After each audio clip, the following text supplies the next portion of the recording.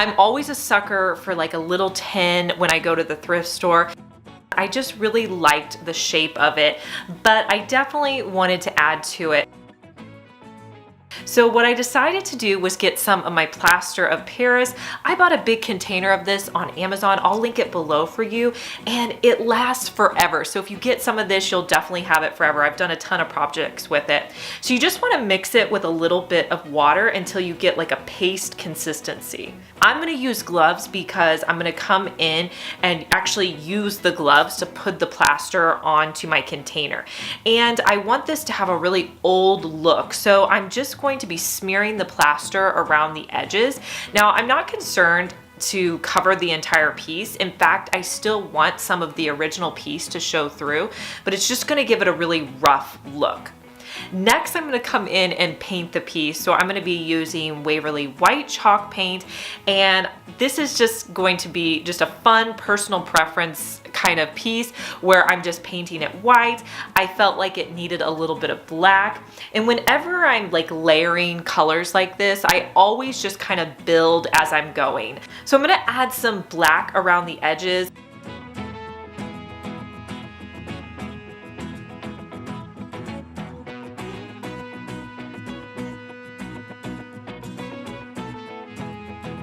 I also had some gold paint that I decided to paint the handles, and I wanted the handles to be kind of a really prominent gold. So I used a more detailed brush to paint those gold.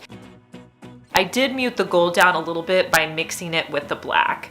And then I'm just going to add in colors until I like the way it looks. And here's how this planter turned out.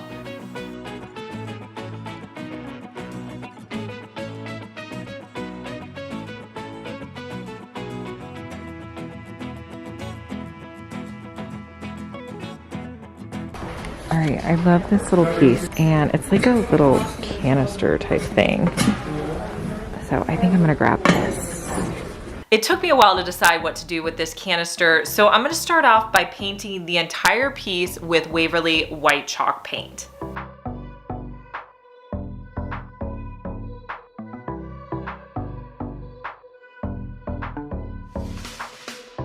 Next, I'm going to be using some of this nautical rope from Dollar Tree.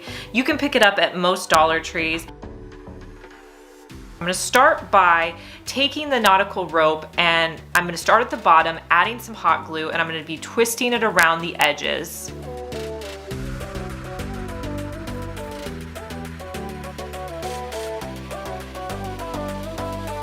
I'm going to add about 2 pieces all the way up.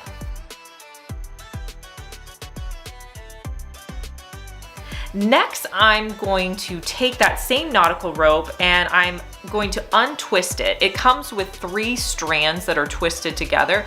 So I'm going to try to remove one of the smaller strands, and then I'm going to start hot gluing a smaller strand up just to kind of give it a variation in the look of it.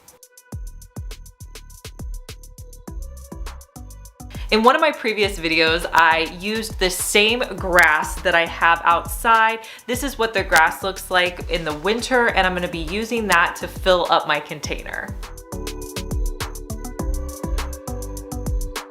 All right, so I'm over in the chair section, and I found this antique chair, but it's got like this really cool side to it, and I just think I need to get this. This chair really needed to be updated. It had a lot of water damage and stains, so I came in with my orbital sander, and I'm just going to take it down so it's nice, clean, and ready to be resanded.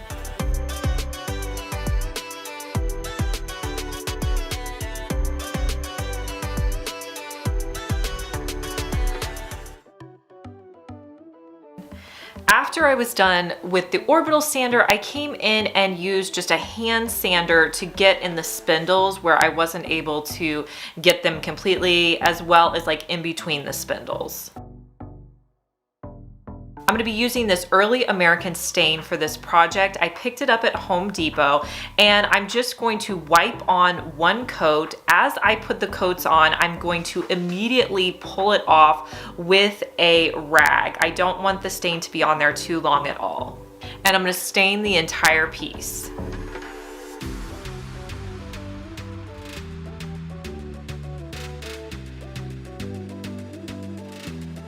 So after I stained everything, I realized that the piece just looked a little too perfect. So I decided to come back in with my orbital sander and pull off some of the stain to give it a more distressed look. So it's kind of a stain distressing look.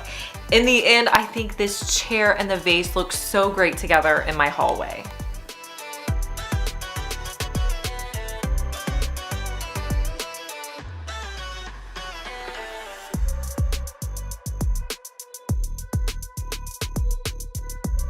Hey guys, I'm Liz and you're watching my second DIY channel where I post daily DIY videos. You may be familiar with my main channel, Liz Fenwick DIY, but I'm glad that you found me over here on my second channel. Make sure that you're subscribed so you just get notified every day when I post our daily DIY video.